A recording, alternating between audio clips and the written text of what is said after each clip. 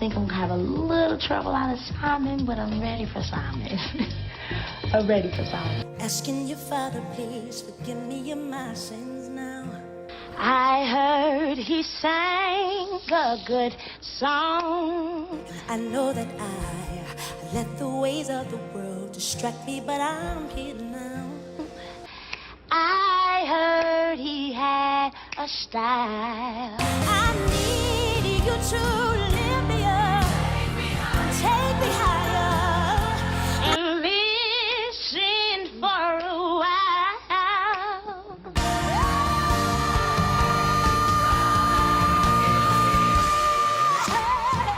Singing my life with his word.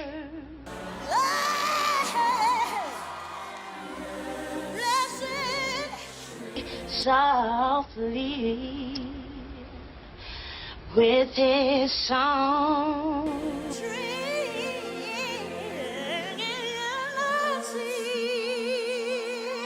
And so it's time for me to use the gift that he gave me. Nobody expects a superstar to fall apart in real time. But that's exactly what happened when Fantasia Barrino, former American Idol winner, vocal powerhouse, and symbol of resilience, swallowed a fistful of pills and waited for silence. The flashing ambulance lights, the rushed hospital admission, the headline explosion, the public, who had cheered her rise from food stamps to red carpets, suddenly held its breath. Would she survive? Would she ever sing again? 3 years later, she was back. This time, not just in the spotlight, but surrounded by Hollywood royalty. Oprah, Spielberg, Quincy Jones, 3 titans on a private Zoom call with a single message: we need you now. The transformation from suicide attempt to cinematic lead wasn't just a comeback, it was a cultural earthquake. If you ever search Fantasia Barrino latest news, Fantasia Barrino mental health, or American Idol comeback, you already know why her story dominates Google Trends. But behind the headlines lies a tale of abuse, self-marriage, financial betrayal, and a defiant fight for creative control. This isn't just Fantasia's comeback. This is a blueprint for how to rise when everything inside used to stay down. She was born in High Point, North Carolina, where gospel hymns floated through every crack of the Barrino home. In that small house, Fantasia's father recognized something divine in her 5-year-old voice. It cracked and soared in equal measure, raw, soulful, unforgettable. Sundays brought standing room, only crowds at church just to hear her sing.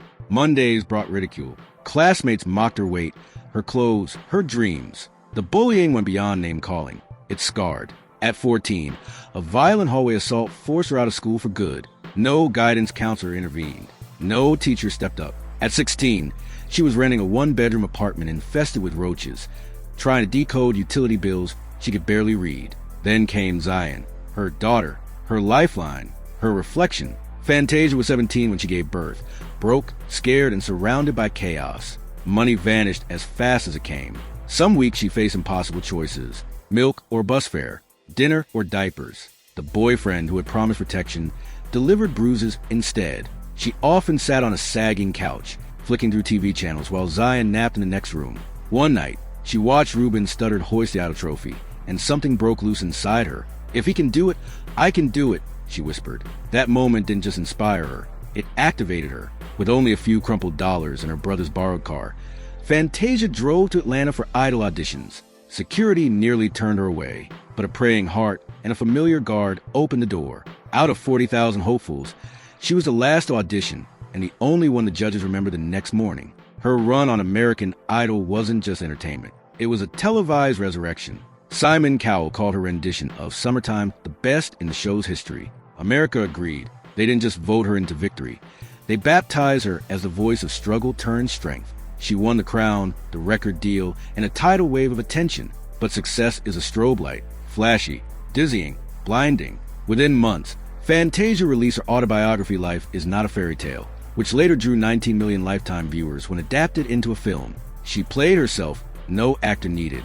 She let the camera lens slice into her scars, raw and unfiltered. And the NAACP Image Award nod confirmed what critics suspected. This was more than spectacle. This was survival cinema. Still, behind the scenes, friction brewed. Label executives obsessed over image. Straighten your hair, soften your accent, tone down the gospel. Fantasia pushed back. She wanted real instruments, church organs, dirty guitars, not pop candy. The tension built. While navigating industry politics, She took on a role only true vocalists could handle. Celia in Broadway's The Color Purple. 8 shows a week. Grueling schedules. But every performance cracked open hearts. Audience members wept. Critics wrote love letters. Oprah herself took notice, saying, "Bigger doors are coming." Yet the doors closed just as often. Back home, unpaid taxes piled up. Mortgage payments went overdue. Tabloids circulated rumors. Was she dating a married man? Was she heading for bankruptcy? The pressure escalated until August 2010, during the filming of her VH1 reality show Fantasia for Real. She overdosed on a cocktail of aspirin and sleeping pills. She wrote a goodbye note. She waited. The cameras weren't rolling this time, but the world still watched. The news broke. Fantasia Barrino's suicide attempt became a trending topic across platforms. EMTs arrived just in time.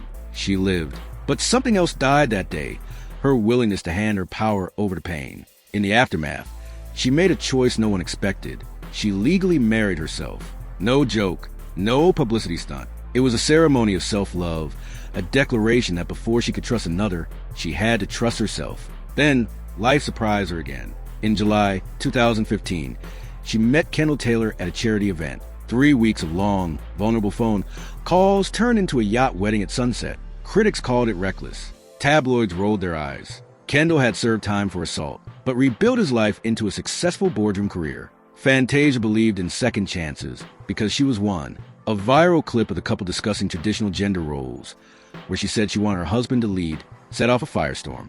Feminist Twitter exploded. The Breakfast Club interview caught fire. So Fantasia and Kendall posted a raw, unscripted video breaking down what leading meant in their household. Not domination, delegation. Not silencing, support. That video crossed 1 million views in days and turned skeptics into silent observers. Still, industry pressure loomed. RCA Records wanted digestible singles and pop appeal. Fantasia wanted something else. In 2019, she walked. No safety net, no golden parachute, no apology. That year, she dropped Sketchbook, an album that was part confessional, part declaration. Reviewers said you could hear shackled ankles snapping free in every track.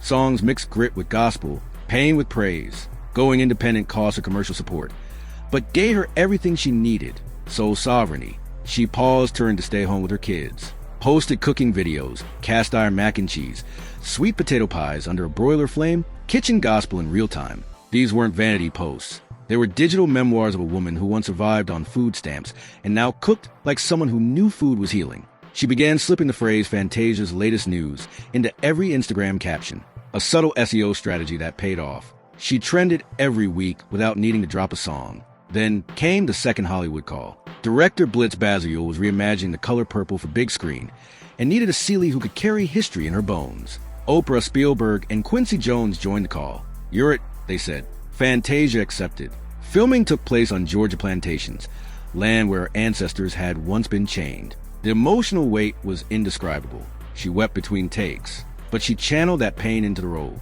Every bead of sweat on her brow was real. Editors left them untouched. When the trailer dropped, Fantasia's name trended globally. When the film premiered, standing ovations erupted. Critics predicted Oscar nods. Streaming platforms crashed from replay demand.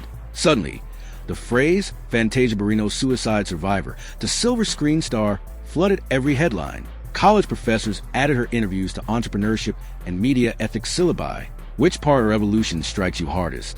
The self-marriage vow, the leap to independence, or the performance filmed on ancestral soil? Comment flooded in, "I survived suicide and her story gave me hope. I'm a single mom and this inspired me to keep pushing. I dropped out of school and thought I was done until I saw what she overcame." The music industry took notice too.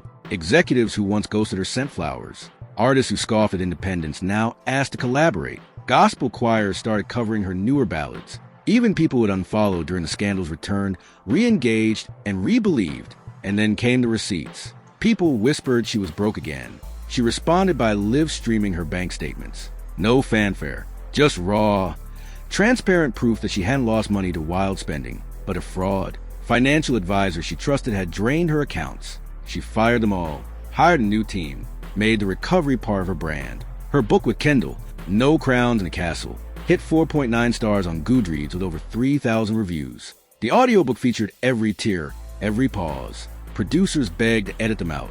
Fantasia said leave them. More trivia you didn't know. She can't read sheet music, but can arrange complex harmonies by ear faster than most producers. She once turned down a six-figure makeup deal because the company tested on animals. When Sigma Gamma Rho inducted her, she carpooled to the ceremony so newer members could split gas money. She now executive produces docuseries on artists reclaiming their music masters, a nod to her years of label battles. She funds literacy programs in North Carolina, remembering what it felt like to sign contracts she couldn't understand. Fantasia Barrino didn't just bounce back. She redefined what it means to rise, and she's still rising. So now it's your turn. Which moment of her story lit a fire under you? Was it the Idol finale? The Broadway roar? The plantation set performance wrapped in ancestor prayers? Or was it the moment she said, "I married myself first"? Drop your answer in the comments. Someone scrolling might need your words, like this video if her grit reignited yours. Share it with anyone walking through a hard season.